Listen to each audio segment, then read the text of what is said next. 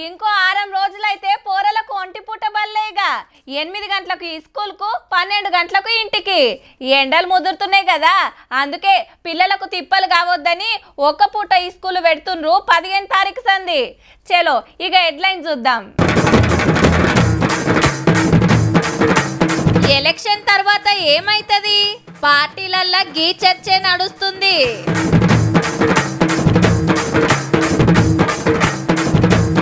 కాంగ్రెస్ తెచ్చిందట కరువు ఆనలు కాలేదట ఆ తెరువు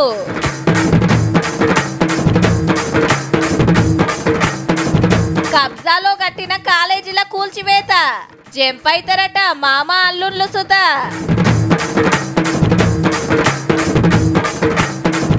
కొత్త ఎమ్మెల్సీలకు హైకోర్టు బ్రేక్ ఎన్నడైతదో మండలికి తొవ్వ సాఫ్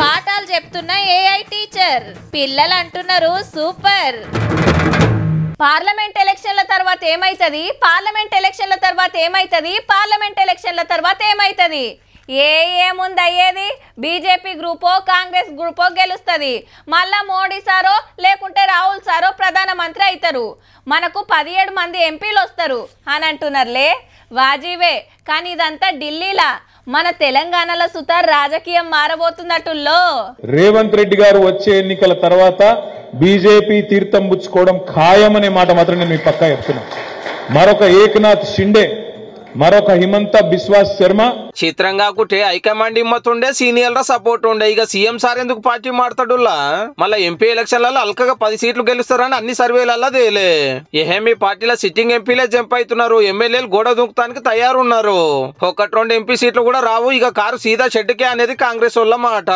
ప్రతిపక్ష నాయకులు కూడా అల్లుడికిస్తే కొడుకు పోతట్టు కొడుకుకిస్తే అల్లుడు వేరే దుకాణం పెట్టుకుంటాడు 39 మందిలో పార్లమెంట్ ఎలక్షన్ తర్వాత 10 మంది ఎమ్మెల్యేలు కూడా మిగిలారు కామ్రేడ్లు కూడా ఇదే అంటున్నారు కార్ పార్టీ గురించి ఒక్కసారి ఓడిపోయేసరికి ఇవాళ పేక మేడలాగా బీఆర్ఎస్ కూలిపోతా ఉంది అంటే పార్లమెంట్ ఎన్నికలు జరిగితే ఆ తర్వాత ఎంత ఉంటుందో కూడా తెలియదు అయితే కమలం పార్టీలో లెక్క ఇంకో తీరున్నది కాంగ్రెస్ గవర్నమెంట్ మీద వాళ్ళకు తుమ్మితే ఊడిపోయి ముక్కులకు 64 ఉన్నాయి వాళ్ళు కాంగ్రెస్ పార్టీ నుంచి ఎమ్మెల్యేలను కొనుగోలు చేయడానికి కేసీఆర్ ఆల్రెడీ ప్లాన్ చేస్తారు పార్లమెంట్ ఎన్నికల తర్వాత కేసీఆర్ ఏదైనా చేయొచ్చు గదన్నట్టు పార్లమెంట్ ఎలక్షన్ తర్వాత గిట్లుంటదట తెలంగాణ రాజకీయము అటు బీఆర్ఎస్ ఇటు బీజేపీ రెండు కూడా ఈ సర్కార్ ఉండదు ఊసిపోతుంది పడిపోతుంది అని దినం పాడిందే వాడుతుండే వరకు పట్టరాని కోపంతో గిట్ల వార్నింగ్ ఇచ్చిండు ముఖ్యమంత్రి రేవంత్ రెడ్డి సారు కొడకల్లారా ఎవడన్నా టచ్ చేసి చూడండి మా పాలమూరు బిడ్డలు అగ్ని కనికలై మానవ బాంబులై నా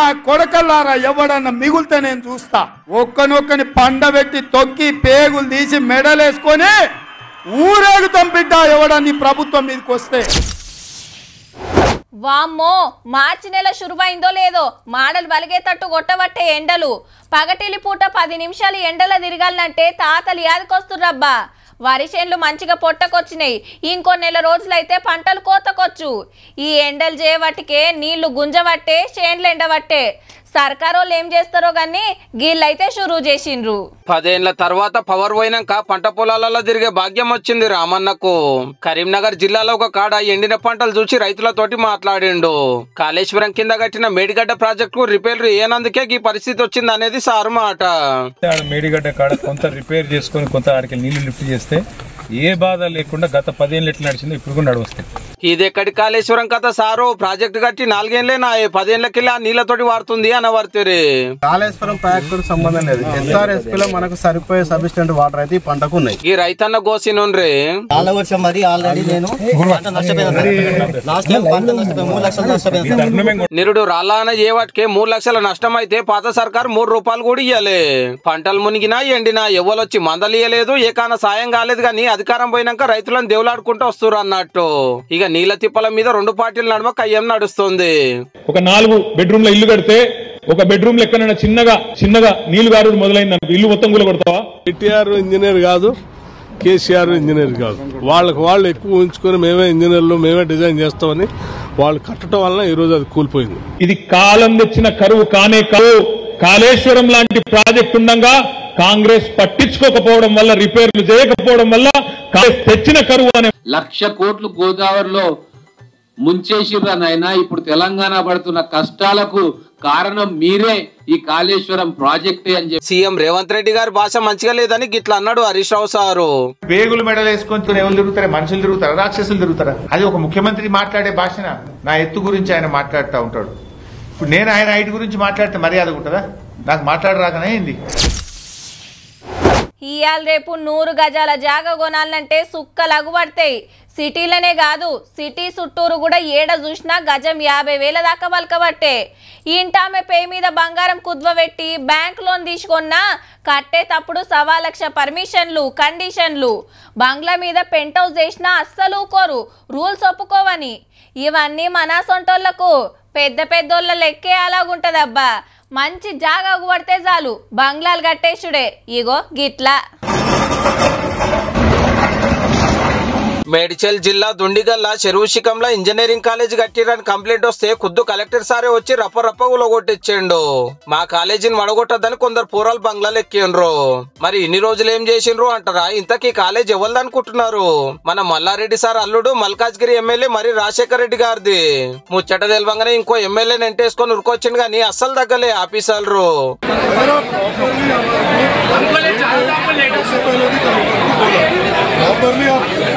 అప్పట్ల మామ మంత్రి సర్కారే మనదాయ రూల్స్ గిల్స్ జాతానాయి. చిన్నదామర చెరువులో 8 ఎకరాలు కబ్జా పెట్టి కాలేజ్ కట్టి రోడ్లు వేసుకున్నాడు, పార్కింగ్ సౌలతి వేసుకున్నాడు.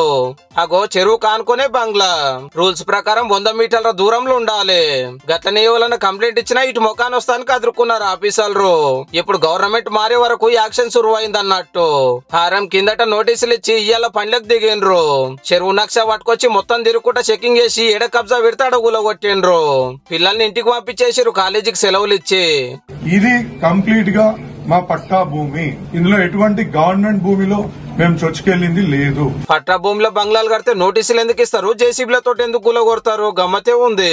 రెగ్యులరైజేషన్ కోసం సుమారు 90 లక్షల రూపాయలు కూడా ఈ యొక్క సంస్థ ద్వారా. అగో పట్టా భూమి అయినాక రెగ్యులరైజ్ చేసుకున్నాడు దేనికి? పైసలు కట్టుడు ఎందుకు?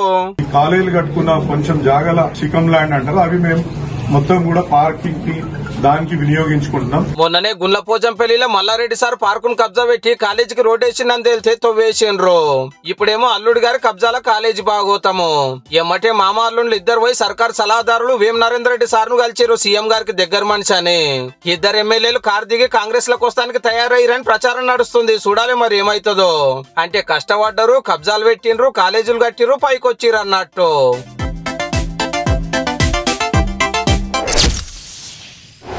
సీఎం పదవంటే పొద్దున లేచిన కాంచెల్లి కాళ్లకు గిరికలు కట్టుకొని తిరిగినట్టే ఉంటది. ఆఫీసర్లతో మీటింగ్లు పెట్టాలి, ఏ శాఖలో ఏమేం జరుగుతుందో అరుచుకోవాలి, మంత్రులతోని కూసోవాలి, డెవలప్మెంట్ పనులు చూసుకోవాలి, ఆఫీసర్లను గెద్మాలే, శంకుబండలేసుడు, ఓపెనింగ్లు చేసుడు, ఇటు సర్కార్ ముచ్చట్లు అటు పార్టీ పనులు సగులం సగబెట్టాలి. మరి అలా సీఎం సార్ ఏడేడ తిరిగిండో అరుచుకుందాం పాండ్రి. సికింద్రాబాద్ ఆర్మీ డెంటల్ కాలేజీలా చదువైపోయినోళ్లకు డాక్టర్ డిగ్రీలు ఇచ్చిండు సీఎం సారు. అటెన్కా అల్వాల్ టిమ్స్ దగ్గర రాజీవ్ రహదారి ఎలివేటెడ్ కారిడార్ కు భూమి పూజ. అంటే ఫ్లైఓవర్లు కట్టి రోడ్లు పెద్దగా వేసే కార్యం. సెంటర్ హ్యాండ్ ఓవర్లున్న రక్షణ శాఖ భూములు ఇచ్చిండ్రు కదా. 2,232 కోట్లతోటి పనులు షురువైతున్నాయి. ఇవి గట్టుడొడిస్తే సిటీకెళ్లి సిద్దిపేట, కరీంనగర్, ఆదిలాబాద్, నిజామాబాద్ ఓటోళ్లకు ట్రాఫిక్ తిప్పలు తప్పినట్టే. అంత మేము కొట్లాడినందుకే వచ్చినాయని రామన్న ట్విట్టర్ లెడ్డిస్తే దమ్ముంటే హైదరాబాద్ డెవలప్మెంట్ కోసం ఆమరణ దీక్ష చేయాలని సవాల్ చేసిండు. కేసీఆర్ గారు చెప్పారు ఒక మాట, కేసీఆర్ చచ్చుడో తెలంగాణ వచ్చుడో అని. ఇప్పుడు కేటీఆర్ గారు కూడా ఆ స్ఫూర్తిని తీసుకొని కేటీఆర్ చచ్చుడో నగరానికి నిధులు వచ్చుడో రెండిట్లలో ఏదో ఒకటి తేలే విధంగా అట్లనే గీ మాట అన్నాడు. అప్పుడప్పుడు సెల్ఫీలు దిగి సెల్ఫ్ డబ్బాలు కొట్టుకుంటున్న కేటీఆర్ గారు దిగి శిల్పారామం కూడా ఆ రోజు కాంగ్రెస్ పార్టీ అభివృద్ధి చేసింది. అట్లనే బంజారా హిల్స్ లా బాబు జగ్జీవన్ రామ్ భవన్ చాల్ చేసి దళితుల కోసం పెద్ద మనిషి ఎంత దండ్లాడింది చెప్పిండు. అన్ని కులాలకు కలిపి ఇందిరమ్మ ఇండ్లు కట్టిస్తాం, అట్లయితే కుల నిర్మూలన జరుగుతుందన్నాడు. బీఆర్ఎస్ గవర్నమెంట్ లా గరీబులను పట్టించుకోలేదని గరమైండు రేవంత్ రెడ్డి సారు. 10 ఏళ్ల కాలం గిర్రున తిరిగితే ఇవాళ అసెంబ్లీలో ఆ దొరలకు ఎవరికి మైక్ ఇవ్వాలన్న మా మిత్రుడు గడ్డం ప్రసాద్ చేతిలో ఉంది.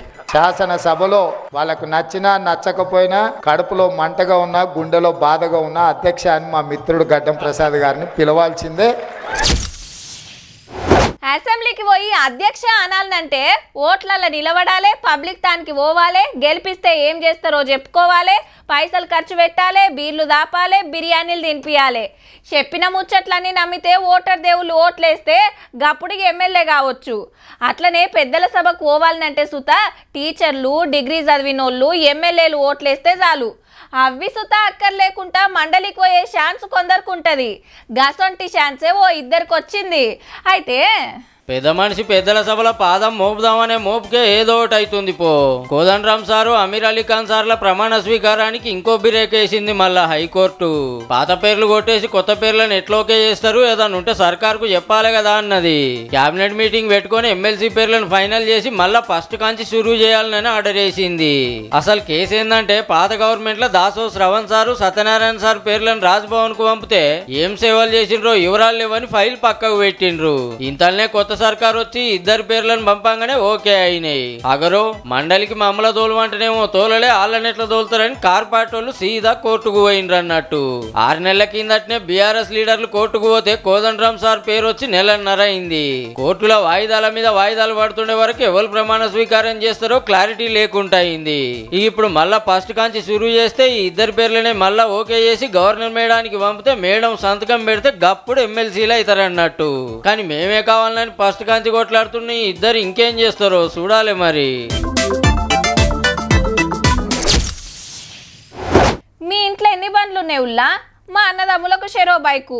మరి మీ పక్కింట్లో వాళ్ళకు సుత కొడుకు బైక్ ఉన్నది, నాయనకు కారు ఉన్నది. అటు పక్కింట్లో అబ్బో వాళ్ళ ఇంట్లోనైతే ఆడికి ఈడికి బండ్లు పార్కింగ్ చేసినట్టే ఉంటుంది. ఓ కారు, 2-3 బైకులు, ఓ జీపు, 2 లారీలు ఉన్నాయి. మీ ఆడకట్టుకి ఎన్ని బండ్లు ఉండొచ్చు? ఓ 20-30 ఉండొచ్చు. మరి మీ ఊర్లో ఏం తక్కువ ఓ 400-500 ఉన్నాయి. అట్లనే పట్నంలో ఎన్ని ఉండొచ్చులా? ఏ 100,000 ఎన్నని లెక్క పెడతాం అని అంటుర్రా? మేం చెప్తాం చూడుర్రి. పట్నం రోడ్ల మీద ఎన్ని బండ్లు తిరుగుతున్నాయంటే కోటి బండ్లు. గ్రేటర్ హైదరాబాద్ జనాభే 1 కోటి ఉంటది అంటే మనిషికో బండి ఉన్నట్టే. రోడ్ల మీద బండ్లే, పార్కింగ్ జాగాల బండ్లే, దుకాణాల ముంగడ బండ్లే, షాపింగ్ మాల్ల ముంగడ బండ్లే, ఇండ్ల ముంగడ బండ్లే. రాష్ట్రంలో దినం 4-5 వేల బండ్ల రిజిస్ట్రేషన్ అవుతుంటే అందులో హైదరాబాద్ బండ్లే 3-4 వేలు ఉంటాయి. 2 ఏళ్ల కిందటికి ఇప్పటికి డబల్ అయినాయి. రిజిస్ట్రేషన్ల పేరు మీదనే ఆర్టీఏకి 8,000 కోట్ల ఆమ్దాన్ వచ్చింది. మనిషికో ఫోన్ ఉన్నట్టు మనిషికో బండి కొనుడేనాయే. సింగిల్ గా తిరుగుతానికి బైక్, అందరు కలిసిపోతానికి కారు. హీగేముంది, దినం ఇంత ట్రాఫిక్ పెరుగుతుంది, గలీజ్ గాలి ఎక్కువ అవుతుంది. ఒక హైదరాబాద్ లోనే కాదు జిల్లాలలో సూతి ఇదే కథ. రాష్ట్రం అంతటా 2 కోట్ల బండ్లు తిరుగుతుంటే అందులో బైకులే 1.5 కోటి. ట్రాఫిక్ తిప్పలు తప్పిస్తానికి ఫ్లైఓవర్లు కడుతున్నా, మెట్రో బండ్లు తిప్పుతున్నా బండ్ల అంబాడుడైతే తగ్గుతలేదు. బైకులు కార్లు పెరిగినంత రూవడిగా రోడ్లు పెరిగాయి కదా మరి.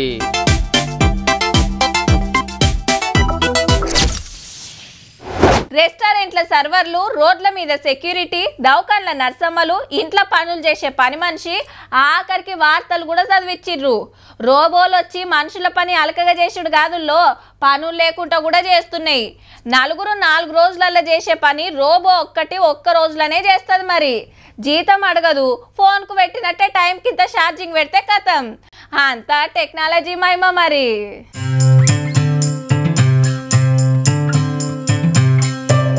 టీచర్ ఏంది బొమ్మ లెక్కుందని చూస్తున్నారా? నియంగ బొమ్మనే. కేరళలో పోరలకు పాఠాలు చెప్తుంది ఏఐ పంతులమ్మ. ఆర్టిఫిషియల్ ఇంటెలిజెన్స్ అని కొత్త టెక్నాలజీ వచ్చింది కదా, గా టెక్నిక్ తోని రోబోట్ ను ఇట్లా తయారు చేసి కేరళలో బడిల పిల్లలకు పాఠాలు చెప్పించిండ్రు. పేరు ఐరిస్. ముద్దుగా చీర కట్టి క్లాస్ రూమ్ లకు పంపితే పిల్లల్ని మందలిచ్చి పాఠం చెప్పింది. పోరలు డౌట్లు అడిగితే కూడా చెప్పింది. ఇంగ్లీష్, మలయాళం, హిందీ 3 భాషలలో మాట్లాడుతుంది. దేశంలోనే ఫస్ట్ ఏఐ పంతులమ్మ గారు రికార్డు కొట్టింది. ఆల్రెడీ ఈ టెక్నాలజీ వచ్చి చాలా మంది కొలువులు పోయినాయి. ఇప్పుడు టీచర్లకు సుతా సూటి పెట్టినట్టున్నారు కదా. కానీ క్లాస్ లో పిల్లలు అల్లరి చేస్తే ఏఐ పంతులమ్మ కట్టెబట్టి బెదిరిస్తుందో, కథలు చెప్పి ముద్రకిస్తుందో మరి.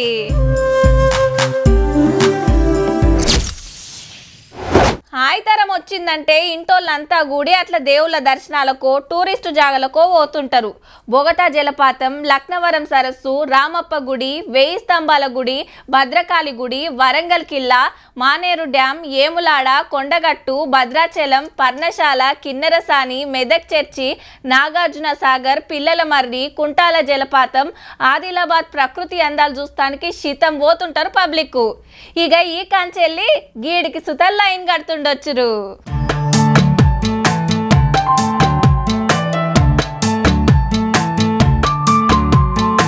ఇప్పుడు ఇట్లున్న భువనగిరి కిల్లా కొన్నొద్దులకు గిట్ల అయితదట. కోట మీద పార్కులు, హోటలు, రోప్ వే సౌలతి వేస్తారట. టూరిస్టుల బండ్ల కోసం కింద పార్కింగ్ 69 కోట్లతోని గీ సౌలతులు వేస్తారట కోట మీద. స్వదేశ్ దర్శన్ పథకం కింద దేశం మొత్తంలో 52 టూరిస్టు జాగలను సింగారిస్తానికి కాశ్మీర్ నుంచి 1400 కోట్లు విడుదల చేసిండు ప్రధాని మోడీ సారు. అండ్లా మన తెలంగాణలో భువనగిరి కోట తర్వాత 39 కోట్లతోటి జోగులాంబ అమ్మవారి గుడి, 4 కోట్లతోని బల్కంపేట ఎల్లమ్మ గుడి, 38 కోట్లతోటి వికారాబాద్ జిల్లా అనంతగిరి కొండలు డెవలప్ చేస్తారట. ఆల్రెడీ పైసలు సుత శాంక్షన్ అయినాయి. ఎకో టూరిజం పార్కులు, ట్రెక్కింగ్, స్కై సైక్లింగ్ సౌలతులు చేస్తారట. పనులు చెప్పున పూర్తయితే 4 జాగల కాడ జాతరే ఉంటుండొచ్చు పో.